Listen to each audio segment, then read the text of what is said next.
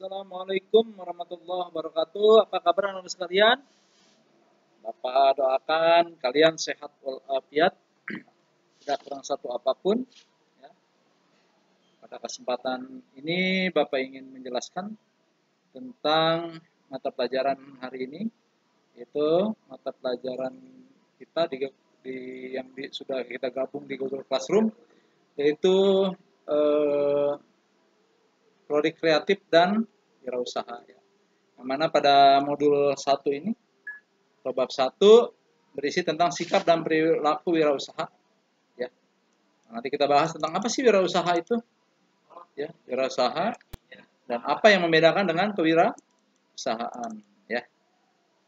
Nah, kita sebelum membahas lebih jauh, kita ingin membahas dulu tentang sebenarnya apa sih wirausaha itu. Ya. Wirausaha itu sering juga disebut dengan entrepreneur, ya, entrepreneur. Dalam bahasa Indonesia itu, dalam Kamus Bahasa Indonesia atau KBBI, ya, Kamus Besar Bahasa Indonesia, itu memiliki arti yang sama dengan wirausaha. Dengan wirausaha itu, ya, jadi wirausaha itu ya, yaitu orang yang pandai. Jadi wirausaha itu orangnya, ya, orang yang pandai, orang. Jadi lihat tuh orang atau profesi seseorang yang berbakat mengenai produk baru untuk menentukan cara baru, caranya, ya, untuk menentukan cara baru, menyusun operasinya. Jadi bagaimana cara mereka menyusun daripada pengoperasian tadi, ya, untuk mengatur permodalan. Jadi kaitannya dengan permodalan. Jadi kalau dia membuat satu produk, mau diapakan produknya, mau dijual kemana, ya, gitu ya. Nah, entrepreneur ini sendiri itu berasal dari bahasa Prancis, ya. Itu entrepreneur, ya. Dalam bahasa Inggris itu berarti itu undertake, ya. Itu dalam persamaan bahasa Inggrisnya undertake itu orang yang memulai bisnis. Dan coba kamu perhatikan di sini, memulai bisnis dan bersedia mengambil resiko, ya, resiko kehilangan atau rugi dalam menciptakan uang atau penghasilan, ya. Jadi uang di sini maksudnya adalah penghasilan, ya. Di sini ada tokoh namanya Warren Buffett menyebutkan bahwa wirausaha sebagai economic leader karena berwirausaha berada pada badan depan dan terawal suatu proses bisnis. Jadi berwirausaha itu, jadi seorang wirausaha itu adalah seorang tokoh bisnis, ya. Jadi bisnis, ya, berwirausaha itu artinya berbisnis, ya. Itu kira-kira. Nah, sedangkan istilah wirausaha itu pertama kali diperkenalkan oleh seorang ekonom Prancis. Siapa namanya? Ya. Nah, ini namanya yaitu Bapak atau Mr. Richard Cantillon. Ya. Ini pada Cantillon pada tahun 1975, ya, kebangsaan Prancis. Nah, menurut dia, entrepreneur itu adalah agent who buy mean of the production at certain price in order to combine them. Ya, yang artinya itu bahwa seorang pengusaha merupakan atau seorang wirausaha itu merupakan seorang yang membeli barang dengan harga tertentu, ya, dan menjualnya pada masa yang akan datang. Jadi ini lebih kepada apa? Pada spekulasi, ya. Datang dengan harga yang tidak menentu, ya. Jadi karena seorang entrepreneur atau seorang wirausaha itu tujuan utamanya adalah untuk mendapatkan uang, ya, menciptakan uang atau mendapatkan keuntungan. Nah, di Belanda wirausaha itu dikenal dengan nama, kalau di bahasa Belandanya ondernemer, ya, ondernemer. Di Jerman dikenal dengan bahasa Unternehmer, ya. Ya, kata entrepreneur ini muncul sebagai salah satu kosakata yang pada tahun 1952 ini namanya populer, ya. Oke, ya. Nah, coba kita lihat selanjutnya, pembahasan kita selanjutnya. yaitu tentang bentuk-bentuk ya atau pengertian wirausaha dari berbagai sudut bidang. Ya, pertama yaitu kalau dari pandangan modal, ya wirausaha kalau menurut pandangan modal dari sudut pandang pemodal itu investor ya, pemodal itu investor, bahwa modal investor, wirausaha merupakan seseorang. Nah, coba ingat lagi ya, wirausaha itu orangnya.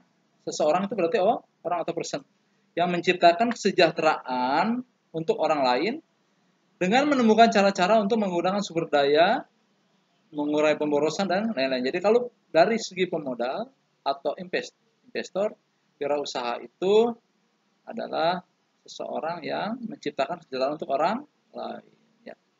Nah, sedangkan dalam pandangan ahli manajemen, bahwa wirausaha itu merupakan seorang yang memiliki kemampuan dalam menggunakan dan mengkombinasikan sumber daya. Jadi, manage itu artinya mengatur. Nah, makanya di sini memiliki kemampuan dalam menggunakan dan mengkombinasikan sumber daya. Sumber daya itu apa ada yang di sekitar ya. Jadi, sumber daya daripada perusahaan. Nah, apa aja itu sumber daya itu? Keuangan, bahan, baku, tenaga kerja, keterampilan, dan informasi mengenai produk baru. Ya, jadi seorang yang mampu mengelola. Ya, ini artinya ahli manajemen. Ya, dari sudut pandang ahli manajemen bahwa dikatakan bahwa entrepreneur ataupun wirausaha adalah seseorang. Jangan lupa ya, ini seseorang. Jadi wirausaha itu orangnya. Ya. Nah, terus dari pandangan ahli ekonomi bahwa wirausaha merupakan seseorang, ingatlah seseorang ya, seorang yang mengkombinasikan faktor-faktor produksi. Nah, karena ekonomi itu kan berkaitan dengan produksi, distribusi, dan konsumsi. Seperti sumber daya alam yang ada, sebagai bahan baku, tenaga kerja, material, peralatan untuk meningkatkan nilai. Nah, di sini menekankan pada nilai. Jadi dalam ahli ekonomi itu merubah nilai daripada barang yang tidak berguna menjadi lebih berguna. Itu kan pengertian ekonomi kan seperti itu. Oke. Nah, sedangkan ya dalam pandangan fisiolog seorang ahli kejiwaan ya bahwa entrepreneur itu atau seorang pengusaha itu atau seorang wirausaha itu ya seorang wirausaha itu adalah seseorang yang memiliki dorongan kuat dalam memperoleh suatu tujuan, ingin mengadakan eksperimen itu percobaan untuk menempuh kebebasan dirinya di luar kuasaan orang lain. Jadi dari segi seorang fisiolog bahwa seorang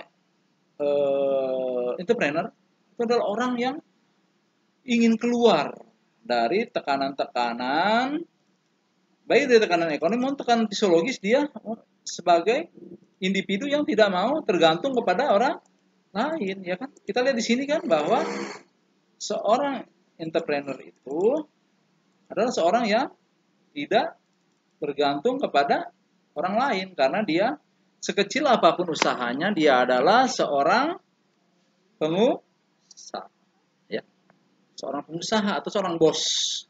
Jadi konsep daripada segi fisiolognya bahwa seorang entrepreneur adalah seorang yang sudah keluar dari tekanan-tekanan orang lain. Jadi menurut fisiolog dia adalah orang yang bebas, yang punya jiwa bebas.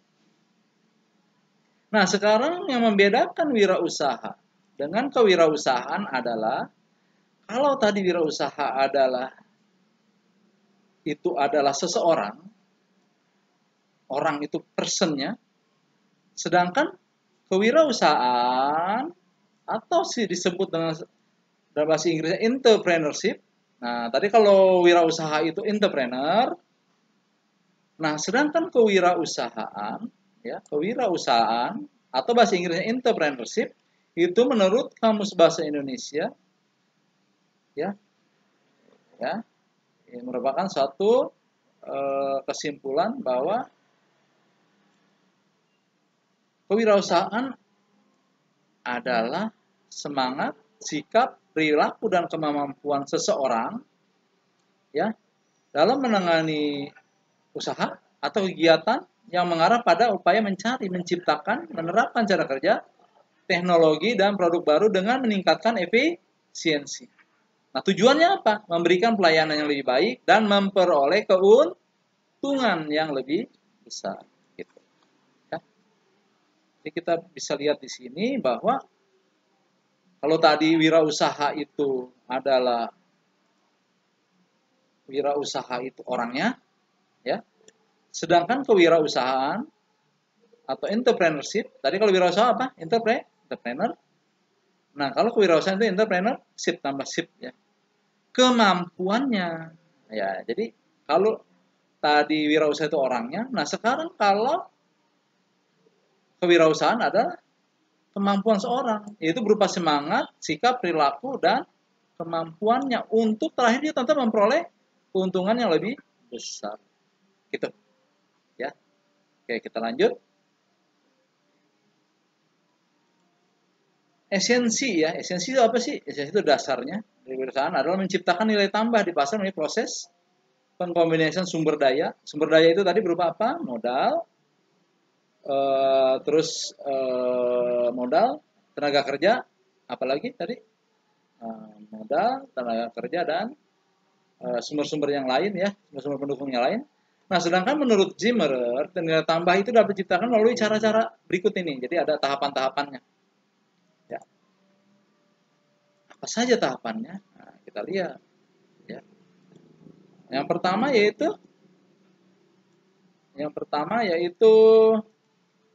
mengembangkan teknologi baru. Ya, cara-caranya pakai teknologi ya. Ini teknologi. Ya, jadi ada pabriknya ya kan. Terus pengetahuan baru ya kan. Bagaimana mengelola dulu singkong sekarang menjadi tapioka ya kan. Perbaikan produk barang yang sudah ada. Nah, bagaimana barang yang dulu TV yang cuma tabung umpamanya menjadi TV LED atau TV LCD. Selanjutnya penemuan cara-cara berbeda untuk menghasilkan barang jasa yang lebih banyak dengan sumber daya yang sedikit. Caranya, metodenya. Ya, ini cara-cara. Sedangkan tadi memperbaiki ya. Jadi produk itu ada dua, yaitu berupa barang dan jasa. Kalau barang itu ya seperti sabun. Kalau jasa itu umpamanya apa? Jasa ya itu seperti jasa pengiriman barang ya kan. Sekarang yang sedang ini itu JNE ya, JNE dan lain-lain. Nah, sekarang kita langsung membahas ya tentang jenis-jenis wirausaha menurut Zimmerer ya, menurut Zimmerer. Nah, ini ada jenis-jenis wirausaha. Ya, menurut Zimmerer ini ada jenis-jenis wirausaha. Yang pertama menurut Zimmerer yaitu wirausaha itu dua-dua, yaitu pertama part time entrepreneur. Kalau part itu bagian time, jadi paruh waktu. Jadi ada seorang merupakan kelompok wirausaha melakukan usaha hanya pada bagian waktu tersendiri saja, hobi dan bersifat sampingan. Umpamanya kamu hobi burung, kamu menjual makanan burung. Itu contohnya ya. Nah, selanjutnya apa? Home base new ventures merupakan kelompok wirausaha yang kegiatan usahanya berdasarkan asal tempat tinggalnya. Ya, jadi umpamanya kamu tinggal di Kamal. Nah, di sana yang cocok apa? Yang cocok umpamanya usaha garam, ikan asin, jaring dan lain-lainnya. Itu berdasarkan pada home base new ventures. Ya, jadi buka usaha berdasarkan tempatnya. Nah, kalau di gunung umpamanya apa? Ya, di gunung umpamanya usaha yang daerah pegunungan umpamanya selimut, sweater. Ya, jadi berdasarkan pada tempatnya ya. Nah, selanjutnya yaitu pada family owned business, merupakan kelompok wirausaha pengelolaan usaha yang dilakukan oleh anggota keluarga secara turun-temurun. Bisa kalian kasih contoh nggak apa? Ya, umpamanya seorang pengusaha perkebunan ya. Nah, dia mewariskan usahanya itu kepada anak-anaknya. Ya. Ada juga co-planner. Cop-Reiner merupakan kelompok wirausaha yang kegiatan usaha dilakukan oleh 2 orang atau lebih. Cop itu koperasi, Cop itu bekerja sama, Reiner itu usaha. Jadi usahanya dia patungan, bekerja sama dengan pemilik, dengan orang lain sebagai pemilik bersama. Seperti apa? CP itu kan terdiri dari beberapa orang, ya kan? Beberapa orang, PT, ya. Oke, selain itu, nah, Insinyur Ciputra ini tokoh Indonesia, ekonomi Indonesia, membagi wirausaha itu secara garis besar menjadi 3 kelompok. Pertama, necessity entrepreneur, replicative entrepreneur, dan inovatif entrepreneur. Apa sih yang membedakan? Kita lihat di sini. Nah, necessity entrepreneur itu wirausaha karena terpaksa atau terdesak oleh kebutuhan hidup. Biasanya karena tidak memiliki pekerjaan yang tetap sehingga berwirausaha. Umpamanya seorang yang dipecat, ya, orang yang dipecat sehingga udah tidak kerja lagi, dia membuka usaha warung di rumah, kepepet, ya. Terpaksa, orang dipaksa untuk membuka satu usaha karena keadaan, ya. Kalau tidak usaha tidak makan. Gitu. Selanjutnya yaitu replikatif entrepreneur merupakan misalnya yang cenderung meniru-niru bisnis. Ya, sekarang lagi Gojek nih. Kita bikin lagi usaha seperti Gojek. Sekarang orang lagi di tempat kamu lagi usaha masker. Nah, kamu jual masker. Itu namanya replikatif, mereplikasi, mereplik atau meniru, mencontoh, menduplikasi, ya. Nah, selanjutnya apa? Inovatif entrepreneur. Nah, ini yang hebat. Yaitu merupakan wirausaha yang inovatif, terus berpikir kreatif. Dia bikin baru. Ya, seperti Gojek umpamanya. Dulu kan nggak ada Gojek, gitu, ya. Di Indonesia belum ada. Nah, dibuatlah Indonesia di mana tanpa modal ya bisa bikin usaha, ya. Tanpa modal ojek, dia punya usaha, ya. Usaha untuk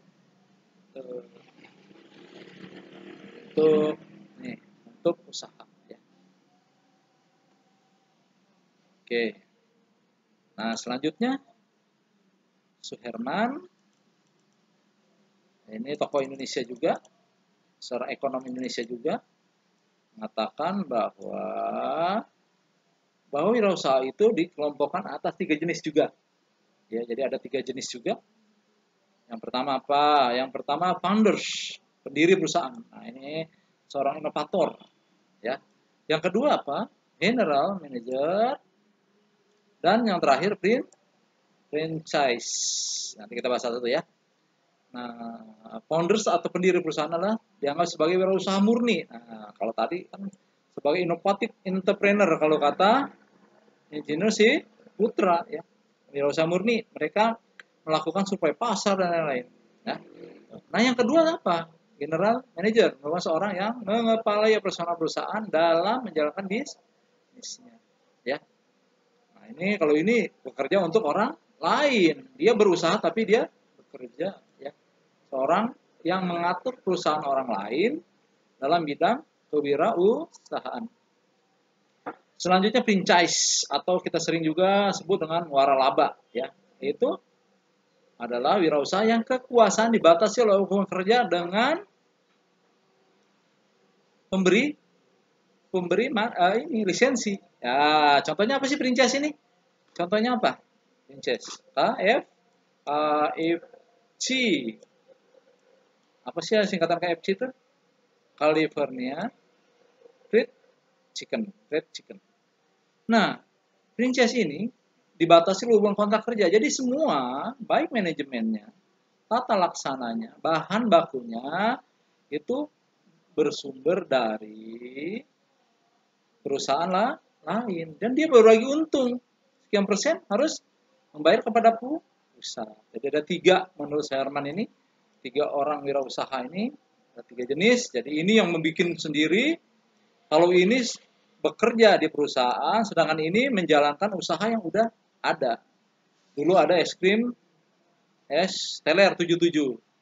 Di sana ada, sini ada, sini. Jadi kalau kamu punya modal, belum bisa mengoptimalkan modalnya, bisa menjadi seorang pengusaha dengan menjalankan bisnis orang lain, ya kan? Tapi berbagi untung, gimana? Ya itu tadi KFC, ya atas nama KFC, padahal yang bikin kan itu bukan kita, ya, bukan kita yang bikin, tapi dari California. Ya. Kita franchise atau waralaba, ya, tuh, ya, cukup jelas ya. Oke, kita bahas selanjutnya tentang apa sih keuntungan berwirausaha? Ya, keuntungannya. Nah, ini keuntungan berwirausaha itu pertama adalah apa? Otonomi, ya. Jadi otonomi itu artinya kebebasan. Pengelolaannya bebas, tidak terikat. Jadi orang berusaha itu mau bangun jam berapa terhadap kontrol bisnisnya, tidak disuruh, dan dia malah menyuruh anak buahnya, ya. Jadi kalau kamu jadi pengusaha, kamu bangun jam berapapun, kalau usaha kamu udah beres, silakan. Tidak disuruh-suruh orang lain, tidak dimintakan pertanggungjawaban. Nah, ini ada seorang ahli motivator namanya Robert T. Kiyosaki, menyatakan bahwa dasarnya perspektif menjadi seorang wirausaha adalah pilihan karena apa? Mencari sebuah kebebasan. Jadi orang-orang yang jenuh bertahun-tahun dia mencari kebebasan dengan berwirausaha. Nah, selanjutnya apa? Kontrol finansial. Kontrol itu pengawasan, finansial itu keuangan. Jadi seorang wirausaha itu mengontrol usahanya, mengontrol keuangannya, ya kan? Mau untung berapa, mau beli apa, silakan. Karena uangnya milik sendiri, tidak ada yang namanya korupsi orang uang sendiri, ya kan? Seorang pengusaha mengambil uang di perusahaannya, itu namanya pengambilan pribadi. Nah, selanjutnya yaitu keuntungan yang diambil, tantangan awal dan perasaan motif berprestasi.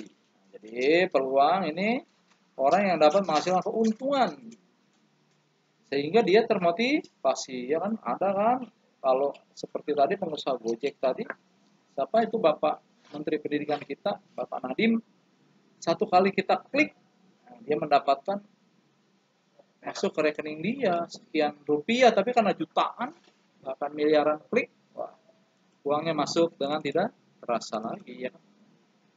Nah. Oke, sekarang kerugian berwirausaha. Oh, ternyata ada untung ruginya, ya. Ada ruginya. Bukan rugi sebenarnya, ini resiko yang harus diambil sebagai konsekuensi kita mempunyai usaha sendiri. Yang pertama itu pengorbanan personal. Pengorbanan personal itu pribadi kita itu memang harus benar-benar apa?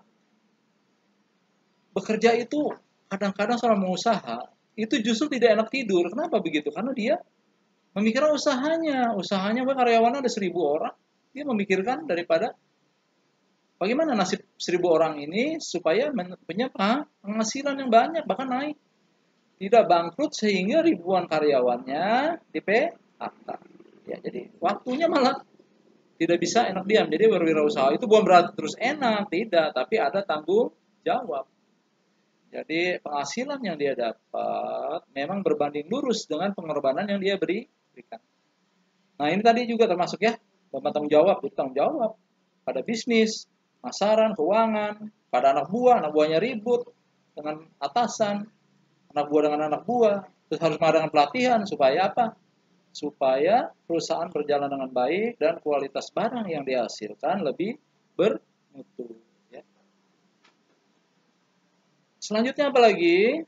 Kecilnya margin keuntungan dan kegagalan. Jadi seorang usaha itu nggak selalu jadi untungnya besar, jadi perlu proses. Jadi ada yang modalnya besar, untungnya tidak ada atau bahkan tidak punya untung sama sekali.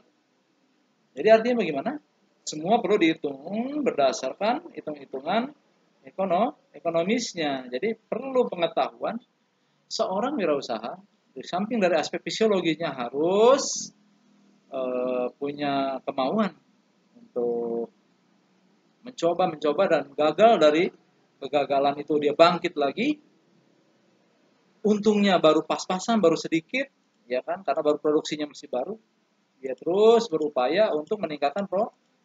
Kalau produk sudah ada nama kayak sabun look, ya kan? Sabun look, Unilever itu dan Pepsodent, tidak usah dipromosikan terlalu banyak, orang sudah menggunakan.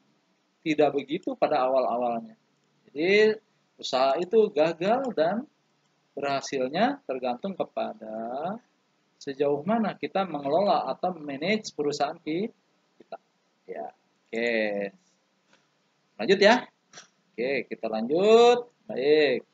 Sekarang kita bahas tentang karakteristik. Karakteristik itu apa sih? Nah, karakteristik itu adalah sifat, karakter, sifat. Sifat saya pemarah, sifat saya rajin, sifat saya itu karakter seseorang. Nah, karakter yang mesti dibangun atau mesti dimajukan, harus dibangun, dipupuk sebagai seorang wirausaha, yaitu harus mempunyai daya saing yang tinggi. Tidak mungkin seorang wirausaha itu tidak tidak punya semangat ya. Ya, lanjut lagi. Jadi seorang entrepreneur, seorang pengusaha, seorang wirausaha, wira swasta, pertama harus inovatif, kreatif, adaptif, dinamik, berintegritas.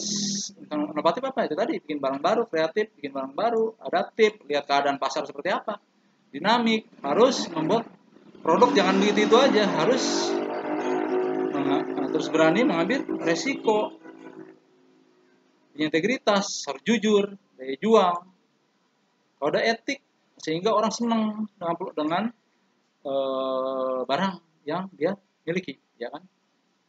Terus mewujudkan efektivitas dalam perusahaan, efektif dan efisien sehingga modal tidak terbuang secara cuma-cuma, ya kan? Jadi besaran modal harus bisa diimbangi dengan keuntungan yang diperoleh. Nah, ini lihat karakternya wirausaha nih seperti apa? Berprestasi tinggi. Nah, nanti kalau dia berprestasi tinggi, ini dia punya apa? Memperoleh prestasi. Prestasinya apa? Cirinya udah berprestasi, produknya udah dikenal orang. Nah, terus sifatnya mengambil resiko. Mengapa tidak takut? Mereka tidak takut mengambil resiko, tapi menghindari resiko tinggi apabila dimungkinkan. Jadi tetap diperhitungkan untuk ruginya. Memecahkan masalah. Nah, ini produk kita kurang laku, cepat-cepat diambil tindakan, tidak boleh lelet. Ya. Terus mencari status. Mereka tidak memperkenalkan kebutuhan terhadap status isi dan usaha yang mengganggu usahanya. Mereka tidak memperkenalkan. Jadi apa yang menjadi halangan, hambatan, mereka ambil tindakan. Tingkatkan energi tinggi. Jadi harus punya dedikasi, harus punya semangat yang tinggi, harus punya cita-cita yang tinggi, luhur, dan niat untuk beribadah. Percaya diri, confident. Jadi orang ini tidak menyerah, tidak merasa rendah dibandingkan orang lain. Ikan emosi. Yang tidak boleh seorang pengusaha itu emosional hingga mengambil keputusan-keputusan yang tak perlu. Kepuasan pribadi. Nah, ketika dia menyukai kompleksitas tinggi dan formalisasi yang rendah. Jadi orang yang punya pribadi yang baik. Seorang wirausaha itu bukan orang yang tidak mempunyai pribadi yang baik. Kenapa begitu? Karena orang usaha ya tidak disenangi oleh klien dan lain-lain, itu susah untuk bernegosiasi untuk mengembangkan usaha. Oke, kita lanjut ya. Pelan-pelan. Nah, selanjutnya itu menurut Bygrave ya, ada 10 karakter atau 10 sifat daripada seorang wirausahawan. Yang pertama apa? Yang pertama yaitu dream. Dream itu mimpi, artinya punya visi ke depan, keinginan yang kuat untuk maju. Terus apa? Decisiveness atau ketegasan. Ya, kalau ada anak buahnya kurang bagus, cepat-cepat ditegur. Jangan dipecat, ditegur, dilurus. Selanjutnya D yang lanjutnya apa? 10D ini determination, kebulatan tekad, determinasi, punya kekuatan, punya bangun lagi, mampu bangun dari kegagalan, tidak putus asa. Doers, do ini kata do, yaitu melakukan, tidak hanya memikirkan, tidak hanya memimpikan, tapi juga melaksanakan. Melaksanakan wirausaha itu harus menindaklanjuti keputusan. Udah ada keputusan tetap langsung dieksekusi. Ya. Nomor 5 D-nya apa? Dedication atau dedikasi. Punya dedikasi yang tinggi terhadap bisnisnya, rela berkorban bisnisnya terus berjalan dengan modal, dengan waktu, dengan pemikiran, kadang-kadang meninggalkan keluarga, ya kan? Karena hasilnya nanti akan dinikmati oleh orang itu sendiri, keluarga dan anak buahnya, ya kan? Perlu dedikasi yang tinggi, perlu kesetiaan, perlu pengorbanan. Yang 6, division atau mencari pekerjaan. Dituntut untuk tidak mengenal lelah mengenai pekerjaan. Ya harus selalu siap, nggak ada lelahnya. Mencari pekerjaan apa aja, nggak ada nganggurnya. Apa yang harus dikerjakan hari ini, kalau selesai cari kerjaan yang lain. Tidak nyantai. Detail, merinci, tidak menganggap kecil satu permasalahan sehingga kalau terjadi permasalahan di perusahaan itu tidak menjadi lebih besar. Ada hal-hal yang kecil, ribut antara mandor dengan karyawan, selesaikan dengan baik, ya kan? Selesaikan dengan baik. Jangan sampai menjadi besar. Api yang kecil tidak menjadi kebakaran. Destiny memiliki tujuan. Tujuannya apa? Ya kan? Tujuan yang mulia kita adalah ketika kita sejahtera apabila mensejahterakan orang lain. 9 apa? Dolar, kekayaan. Ya, harus mempunyai keinginan untuk kaya, ya kan? Kaya itu kan tidak haram. Nah, dengan kaya itu kita bisa membantu kehidupan orang lain, ya kan? Bagaimana kita bisa membantu orang lain kalau kita tidak punya uang?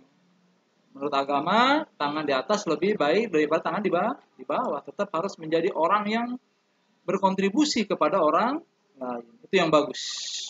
Ya, bahkan Nabi mengusir orang yang minta, dikasih kampak sama Nabi. Ya, jadi tidak boleh nganggur. Selanjutnya itu distribute, membagi-bagi.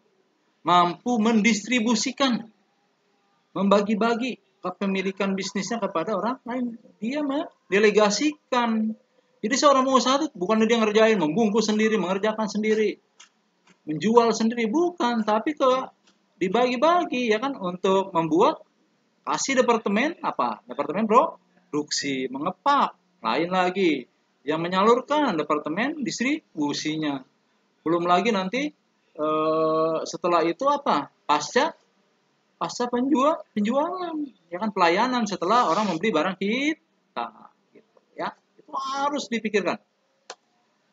Oke, sekarang kita ciri-ciri yang dukungan tersebut ini bersama ya, bahwa ciri-ciri telah mengemukakan tersebut. Berikut ini penjelasannya lebih lanjut. Ini ada beberapa orang atau beberapa ini tentang karakteristik atau sifat-sifat seorang. Nah, menurut Levitt ini tokoh daripada ahli ekonomi.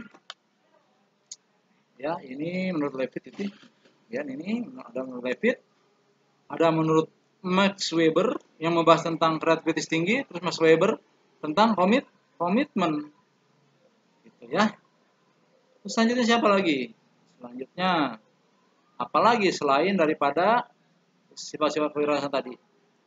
Nah, selanjutnya mandiri dan tidak tergantung kepada orang lain. Mandiri dan tidak tergantung pada orang lain. Suatu yang baru, tidak ikut-ikutan, tidak didikte orang, ya kan? Nah, itulah seorang wirausaha yang sebenarnya. Nah, selanjutnya apa lagi? Selanjutnya yaitu berani mengambil risiko, ya. Takut rugi. Wah, jangan. Menurut Richard Cantillon bacanya ya, bahwa wirausaha itu harus menggunakan istilah atau entrepreneur. Dia yang menggunakan istilah entrepreneur ya. Ini pada awal abad 18 itu bahwa wirausaha itu orang yang berani menanggung risiko. Ya, jadi harus berani menanggung risiko, tapi bukan asal menanggung risiko, tapi juga dengan perhitungan ya.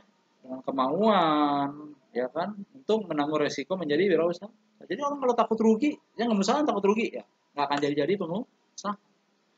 Selanjutnya, yaitu menurut Gede Anggan Suanda, ini bermotif berprestasi tinggi. Nah ini, jadi seorang pengusaha itu harus orang yang berprestasi, harus mempunyai prestasi yang tinggi atau kemauan berprestasi yang tinggi. Nah, selanjutnya selalu memiliki apa? Memiliki perspektif, ya. Harus ke depan seperti apa produk kita, ya. Memiliki perilaku inovatif yang tinggi, mampu menciptakan, ya. Yang menurut Poppy King ini, nama seorang ekonom juga, bahwa yang ini seorang wirausaha muda yang terjun ke bisnis 18 tahun, 3 hal yang selalu dihadapi. Ya pertama yaitu hambatan atau obstacle, kesulitan atau hardship, dan imbalan atau hasil bagi kehidupan atau very rewarding life. Ya, sesungguhnya wirausaha itu dalam batas tertentu mempunyai adalah tujuan untuk semua orang. Ya. Nah, setelah itu apalagi seorang wirausaha itu harus mencari peluang. Peluang itu apa sih? Peluang itu adalah satu kesempatan. Sekarang nih, seperti contohnya lagi pandemi, orang mencari usaha masker itu peluang namanya atau kesempatan. Peluang itu adalah kesempatan. Sekarang lakunya apa? Ya. Nah, orang sedang membutuhkan apa? Disitulah kita buat produk. Ya. Terus seorang wirausaha juga harus mempunyai jiwa kepemimpinan. Harus berwibawa, harus tegas, ya kan? Harus cepat menentukan tindakan selanjutnya, memutuskan setelah itu tadi apa? Doors. Sebagai seorang mengeksekusi, tidak hanya dipikirkan saja tapi tidak dieksekusi. Tidak hanya sebagai orang yang bermimpi tapi juga orang yang melakukan. Itu namanya doers. Selanjutnya, apalagi sih yang terakhir itu adalah seorang wirausaha memiliki keterampilan personal. Artinya apa? Mempunyai suatu keterampilan untuk manage, keterampilan personal. Ya, jadi harus, kalau tidak belajar, kalau tidak punya keterampilan itu harus belajar, bertanya kepada yang sudah terampil. Bagaimana dia bisa menangkap peluang? Peluangnya, ini tadi peluang apa kalau peluang? Peluang itu kesempatan. Percaya diri, mampu berkomunikasi dengan perusahaan lain, mampu bernegosiasi, mampu bekerja sama, mampu bekerja keras. Tidak boleh loyo, perusahaan loyo nanti bagaimana anak buahnya. Terus menghadapi dengan jujur, punya integritas, tidak boros dan disiplin. Ya, boleh saja kita memberikan uang, tapi sudah berapa persen perusahaan kita membutuhkan, karena ribuan tenaga kerja itu bergantung kepada seorang pengusaha. Mencintai pekerjaannya. Seorang pengusaha bukan malah enak-enakan di rumah, tapi malah dia tidak bisa tidur sebelum usahanya mencapai suatu tingkatan yang maksimal. Setelah itu mampu dan mau meningkatkan kapasitas dirinya, baik belajar, bertanya, maupun survei, riset terhadap pasar, peluang-peluang yang lain. Nah, sekarang pas yang nggak menjadi pengusaha, kenapa begitu? Karena banyak orang yang gagal. Ternyata setelah dianalisa menurut keilmuan ekonomi, bahwa menurut Zimmer ada beberapa faktor yang menyebabkan seorang wirausaha gagal. Satu apa? Satu yaitu tidak kompeten. Kompeten itu apa? Tidak punya keahlian. Jadi bohong kalau pengusaha tidak boleh sekolah, nggak usah sekolah jadi pengusaha, tidak. Tapi harus kompeten untuk mengelola usaha, hingga ada jurusan ekonomi, ada jurusan manajemen, ya kan? Memanage keuangan kurang baik, ya. tidak membeli yang perlu saja, tapi memberi kemauan. Ya, harusnya yang perlu apa, yang didahulukan apa? Kurang berpengalaman. Sudah tidak berpengalaman, tidak mau nanya, tidak mau belajar. Itu juga menjadi faktor kegagalan dalam berusaha. Lokasi yang kurang memadai, ya, atau diumpamanya di hutan, bikin hipermat, mana bisa, ya kan? Lokasinya tidak sesuai, tidak direncanakan dengan baik, sehingga gagal dalam merencanakan suatu produk. Buat dulu ini laku atau tidak, survei dulu, ya kan? Kurangnya pengawasan peralatan, beli peralatan yang canggih, tidak punya ahli untuk merawatnya. Akhirnya ketika ada kerusakan tidak bisa di-maintenance. Jadi kalau beli alat, ya cari juga ahli yang bisa menghandle peralatan tersebut, ya kan? Kamu punya mesinnya miliaran tapi nggak ada orang yang bisa mengoperasikan atau bisa merawat, 2 minggu habis hancur, ya kan? Kurang sungguh-sungguh, orangnya angin-anginan, ya. Ini ada berapa? 7 faktor menyebabkan kita gagal dalam berusaha. Jadi bukan usaha itu tidak semata-mata ini, ya, tidak semata-mata apa ini. Ada faktornya yang bisa dianalisa. Tuh. Ini tadi udah. Nah, lanjutnya tadi kegagalan, ya, tadi kegagalan. Sekarang kita 10 tadi gagal. Nah, ini untuk meminimalisir. Nah, sekarang supaya nggak gagal bagaimana? Nah, ini ada 10 cara atau metode untuk meminimalisir, ya, meminimalisir atau 10 keahlian, kompetensi dan keahlian, kecakapan seorang wirausaha untuk meminimalisir kegagalan berwirausaha. Supaya gimana sih usahanya nggak gagal? Tetap keputusan di ada Allah, tangan Allah, tapi kita harus apa? Harus tetap berusaha, ya kan? Nah, yang pertama apa? Pertama yaitu menurut dan Bridge dalam Business of Credit Service terdapat 10 keahlian seorang pengusaha. Yang pertama apa? Pertama yaitu knowing your business, mengetahui apa usaha apa yang akan dilakukan. Kamu mengerjakan apa? Bagaimana caranya, ya kan? Nah, selanjutnya apa? Knowing the basic business management. Pengetahuan tentang bagaimana mengetahui dasar-dasar pengelolaan bisnis. Selanjutnya apa? Having a proper attitude. Jadi seorang pengusaha itu memiliki sikap yang sempurna terhadap usaha yang dilakukan. Punya attitude. Sebagai pedagang, itu harus punya attitude, sungguh-sungguh, tidak setengah hati, punya kesungguh-sungguhan. Ya, itu 3. Masih ada 7 lagi. Yang bosan ya, sedikit lagi nih. Bapak doakan semua supaya kalian jadi usaha yang sukses.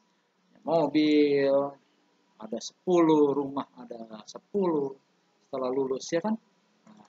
Nah, selanjutnya apa yang harus diperlukan? Tindakan apa? Nah, selanjutnya yang nomor 4 yaitu punya having educate capital. Harus belajar. Wah, kita harus belajar bahasa Inggris, ya. Bapak juga salah apa nggak mengucapkan itu, ya. Modal, capital itu modal, ya kan? Modal awal dari keluarga, modal kedua mungkin join dengan orang lain. Kalau udah meningkat lagi ngambil dari bank. Nah, akhirnya apa? Pasar saham, go public untuk mencari pasar yang lebih besar.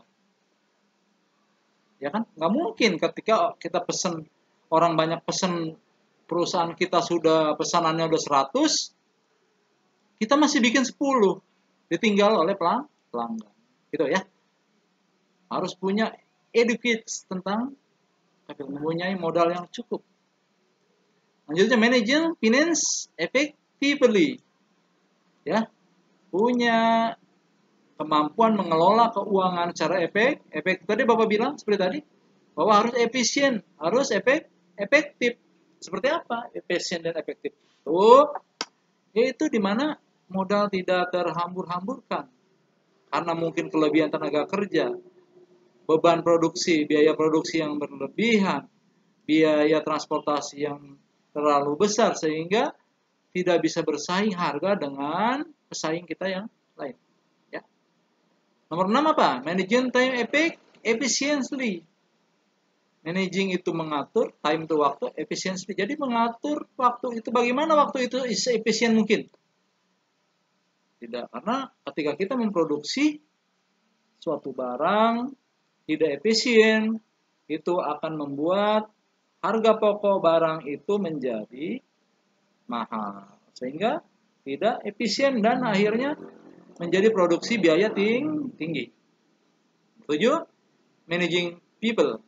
Nah ini, merencanakan, mengatur, mengarahkan, memotivasi, mengendalikan orang, dan menjalankan perusahaan. Ya.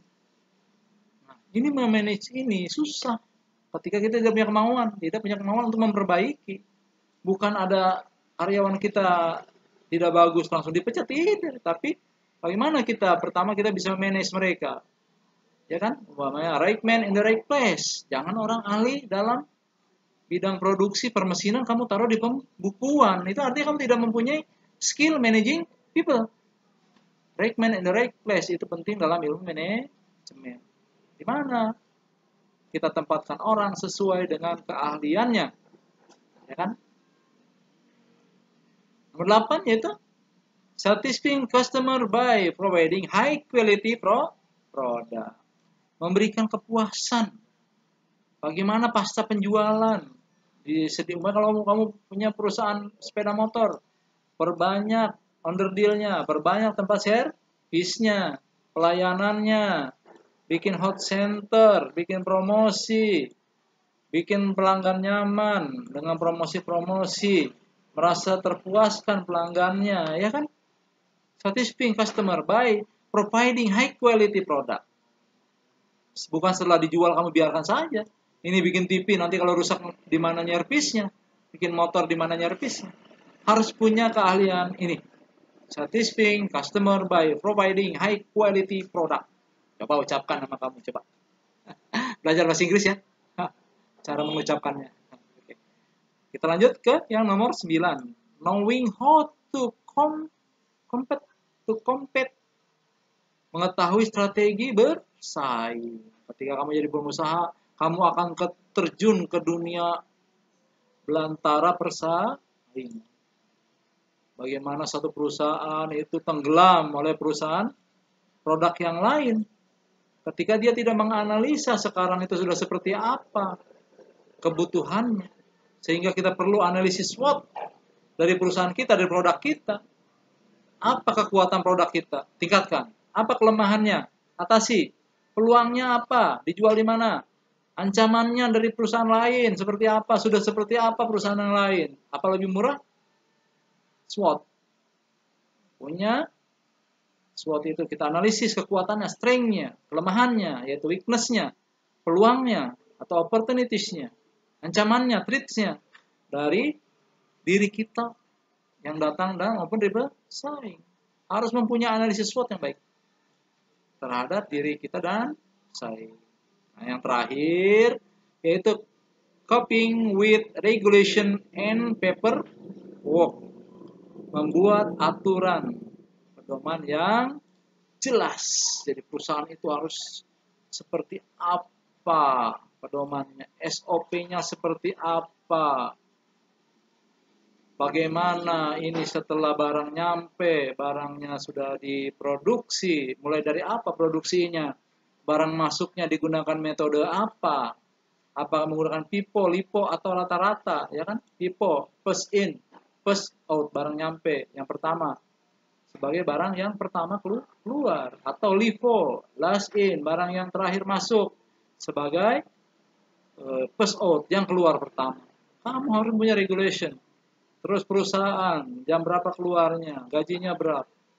Regulasi itu Oke, jelas ya. Kerjakan ini yang ada pertanyaan-pertanyaannya di LPS kamu. Kerjakan.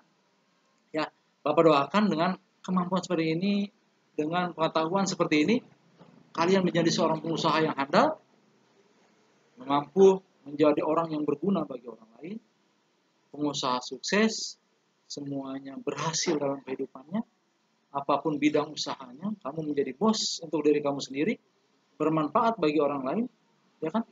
Koirinas, ambikuli, linas, orang yang paling baik adalah orang yang berguna bagi orang lain, ya kan? Begitu kan? Tujuan hidup itu begitu, ya. Jadi tangan di atas itu lebih baik dari tangan di bawah. Kamu bermanfaat bagi orang lain dengan apa? Dengan jadi orang yang berhasil. Bagaimana kamu bisa membangun masjid, menyumbang masjid? Kamu bisa menyantuni yatim piatu kalau kamu tidak punya dananya, ya kan? Tapi kamu harus menjadi orang yang memberikan satu kemanfaatan. Ketika kamu menjadi seorang pengusaha, anak buahmu 1000, kamu sudah menghidupi 1000 orang itu dan keluarganya. Jadi kalau kamu punya karyawanmu 1000, berarti kamu sudah menghidupi 3000 orang. Orang karyawan itu sendiri, anaknya, istrinya, dan mungkin orang tuanya. Ya, cukup dari Bapak pembahasan kita tentang perilaku kewirausahaan hari ini. Mudah-mudahan tidak membosankan, menarik, dan dalam berwirausaha kita harus semangat, punya cita-cita, punya integritas, punya pertama niat, doa, berusaha, dan tetap berikhtiar, berpikir positif, tidak mudah menyerah. Jadi sifat-sifat sebagai seorang wirausaha itu harus kita miliki sebagai modal kalian nanti menjadi pengusaha besar, menguasai ekonomi, yang mengendalikan ekonomi di Indonesia. Bapak harapkan semua kalian jadi bos semua, tidak sebagai karyawan, ya. Itu dari Bapak. Sekian. Assalamualaikum warahmatullahi wabarakatuh. Selamat berwirausaha.